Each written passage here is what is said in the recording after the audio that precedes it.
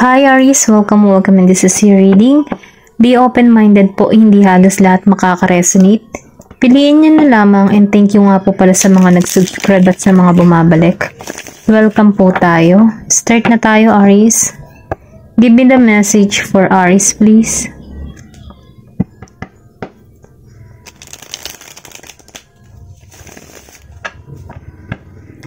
Give me the message for Aries please.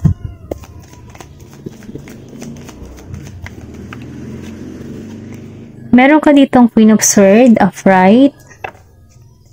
Give me the message. Meron ka ditong the Sun. Give me the message for Aries, please. Meron ka ditong Ace of Cups. Give me the message. And the Devil energy. Okay. Give me more information for Aries. Excuse me, my Temperance. Give me more information.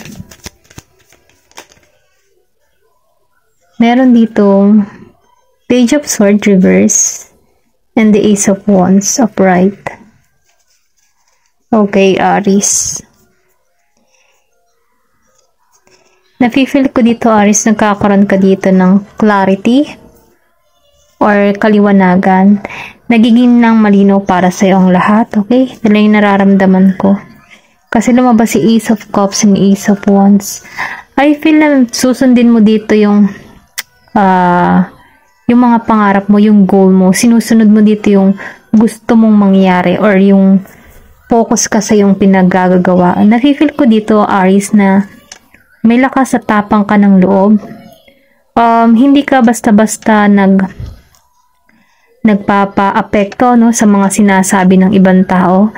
Then nafe-feel ko din dito na handa ka harapin at handa mo rin tanggalan yung mga bagay na hindi na makakabuti para sa iyo. Nafe-feel ko dito sa Queen of Swords, napaka-wise mong tao. Marami kang pagsubok na kinakaharap na nalampasan. Then nakikitaan ko rin dito, hindi mo hahayaan na mahadlangan ka or mahadlangan ng sino man yung mga pangarap mo or kung ano man yung isinet na goal mo sa iyong isipan. Ito na yung nafe-feel ko kasi mataas mataas yung pangarap mo dito. Then hindi ka magpapa-apekto. Then dito no, si Ace of Cups and Ace of Wands, nagiging malinaw para sa iyong lahat.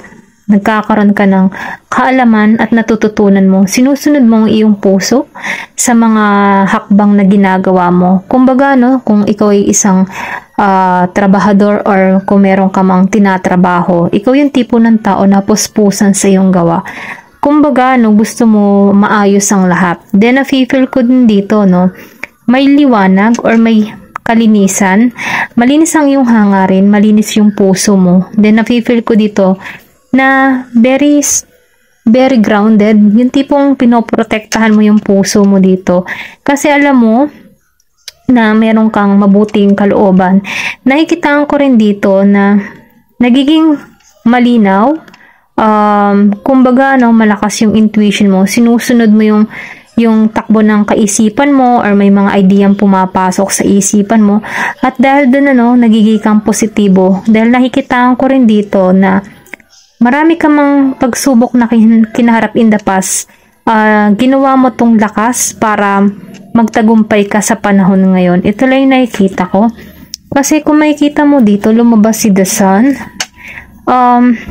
Hindi halos lahat, ito lang yung nafe-feel ko. Nafe-feel ko dito sa the Sun, meron ditong kagalakan, kasiyahan na naghihintay sa'yo. Kumbaga, no, marami kang tinanggalan, marami kang inalisan na nagpapabigat sa iyong kalooban.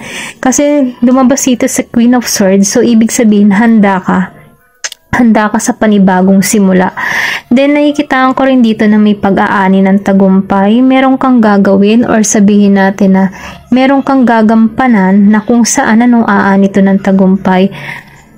Nafe-feel ko rin dito na meron ditong saya. Maybe meron ka ditong event na pupuntahan na magbibigay sa'yo ng kagalakan. Meron din ako nakikita dito na letter S. Maybe meron kang person na letter S na nagbibigay sa'yo ng saya. Ito lang yung nafe-feel ko or pwede rin sabihin na ang nagsisimula yung pangalan mo sa letter S. Okay? Ito lang yung nafe-feel ko kasi may nakita akong S dito. Ayan. Ayan yung nakikita kong S. Kumbaga, no, may saya, galak, at tagumpay. Matapang. Okay? Then, nakikitaan ko dito na na-attract mo yung positibo. Panatilihin palaging positibo. Ayan. Dito sa The Devil, energy, and the Temperance.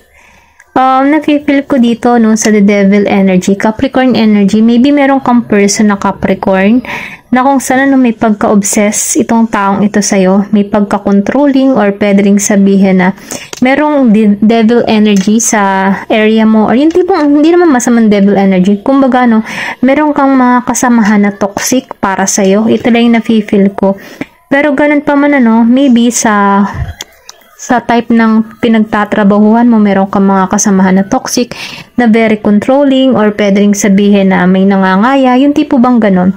Pero ganun pa man, ano, kahit may mga ganitong kang experience na may pagka-toxic energy ka sa paligid mo, nakikitaan ko dito na kaya mong i-balance yung sitwasyon na meron ka.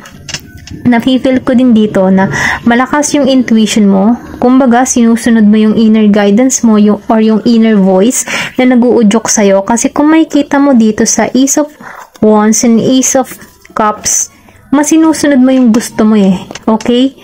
Sinusunod mo dito yung intuition mo at sinusunod mo dito yung puso mo. Kumbaga, no, kahit may mga control na tao sa paligid mo, mas nananaig pa rin yung sarili mo at binabalanse mo yung sitwasyon. Ito lang yung nafe-feel ko. Then, nafe-feel ko rin dito na sinusubaybayan ka dito ng guidance mo, okay? Kasi kung makikita mo dito, meron ditong pakpak angel na kumbaga, no, ginagabayan ka dito para mabalance mo yung sitwasyon na kinakaharap mo. Ito lang yung nafe-feel ko. Meron ditong number 14 and 15 and 19, okay? Then, dito sa Page of Sword Reverse, nafe-feel ko, yung iba sa inyo, natatakot, or sabihin natin na mayroong mga pagsubok or feeling na hindi nagiging malaya sa sitwasyon. Na kung sana, no, kailangan pa ng kaalaman or karunungan para mapagtagumpayan yung mga kinakaharap niya dito. Hindi halos lahat, ano, kasi yung iba sa inyo nakakaramdam ng nahihirapan sa sitwasyon yun, feeling stuck, hindi niya alam kung paano tutuloy sa direction. Maybe may mga decision siyang pinag-iisipan kung alin yung kanyang uunahin. Ito lang yung nafe-feel ko. Pero ganun pa man, kung susundin mo yung kaisipan mo, yung intuition mo, magkakaroon ka dito ng maraming kaalaman kung saan man yung tatahakin mong landas. Ito lang yung nararamdaman ko. Okay? Tingnan pa natin kung ano pa yung mensahe para sa'yo.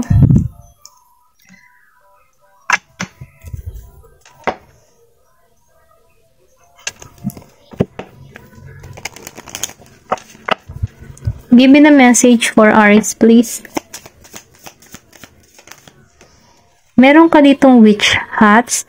Express yourself, share your gifts to the world.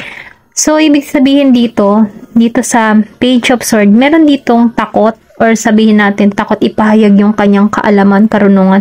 May pumipigil sa tao nito. Pero ganun pa man, dahil lumabas si witch hat, sinasabi dito na kailangan mong i-express yung iyong nararamdaman sa mundo nang sa ganun, no, may pagkilala para sa'yo. Kasi nakikitaan ko rito na meron kang talent na nakalihim or nakatago. Maybe dahil sa hiya mo, hindi mo ini-express yung iyong nararamdaman, yung iyong talento. Then, na sinasabi dito, no, i-express mo. Kasi baka sakali, dito ka magdala, ito yung magdala sa'yo ng tagumpay. Ito lang yung nafe-feel ko dito. Then, meron ditong full moon. Harvest the fruit of your hard work. Meron ditong mga umaani ng tagumpay sa kanilang pinagkakaabalahan o ano man yung larangan ng kanyang trabaho, no? Meron ditong pag-ani. Then, nafe-feel ko din dito, meron kang binivision o meron kang pinapangarap. Yung tipo bang minsan nagmumuni-muni ka, or sabihin natin na kapag ikaw ay nag-iisa, meron kang pinapangarap na gusto mo siyang makamit. Ito lang yung nararamdaman ko. Malawak yung nilalarawan mo para sa iyong sarili, or pwede rin sabihin na nagpaplano ka ng gusto mong marating, or kung ano man yung mga gusto mong bilhin. Ito lang yung nafe-feel ko sa full moon. Then dito, no, sa Lilith, reclaim your power. Sinasabihan ka dito, ano, na ibalik mo yung iyong lakas. Kasi meron ako dito na, dito sa Page of Sword, maybe ito yung inuutusan dito kasi naka-reverse siya. Sinasabihan ka dito na ibalik mo yung iyong tapang, yung iyong lakas. Kasi ikaw ay si Aries. Si Aries kasi matapang yan eh. At talagang hindi yan nasuko sa hamon ng buhay. Kumbaga, no, ibalik mo yung mga nawala para sa'yo. Kumbaga, magtuon ka sa positibo at sa magandang yung pang tipong magandang hinaharap, yung tipong mangarap ka, okay? Ito lang na-feel ko kasi meron ditong the sun, so ibig sabihin meron kang tagumpay na magagawa or may tagumpay na naghihintay sa'yo, okay? Ito lang yung na-feel ko. Tingnan pa natin, give me more information.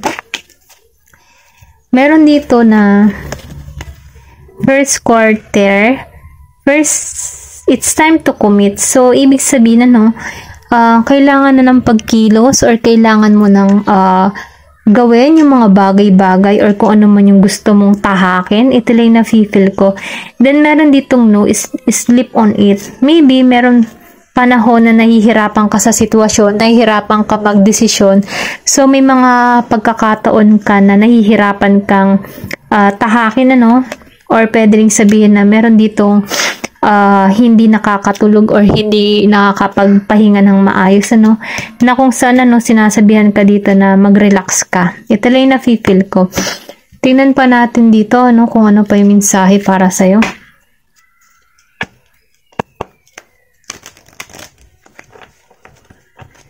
Give me the message for Aries. Meron ka dito the Mystic Rose. Kumbaga, compassion, devotion, humility, humanity, and grace. Napipil ko dito, ikaw yung tipo ng tao na mabuti yung kalooban. Kumbaga, no, handa kang tumulong sa mga nangangailangan. Then, napipil ko din dito na kapag merong grasya na dumadating sa iyong buhay, ikaw ay yung tipo ng tao na sinishare mo yung grasya. Ito lang yung nararamdaman ko. Dahil doon, ano, sa pagiging mong mabuting tao sa karamihan or sa pagiging mong makatao, nakikita ko rito na mas lalo kang lumalago, lalo kang magiging maayos ang kalagayan. Ito lang yung napipil ko kasi nakikita ko rito si Mama Mary. Iniingatan ka niya, okay? Maybe meron kang devotion ka kay kay Inang Nanlaging Saklolo, kay Mama Mary, or pwede rin sabihin na mahilig kang manalangin ng rosary. Ito lang yung nararamdaman ko kasi meron dito Mama Mary. Okay? Ito na lamang po yung mensahe. Thank you for watching and love and peace. Thank you for watching Glow and Peace.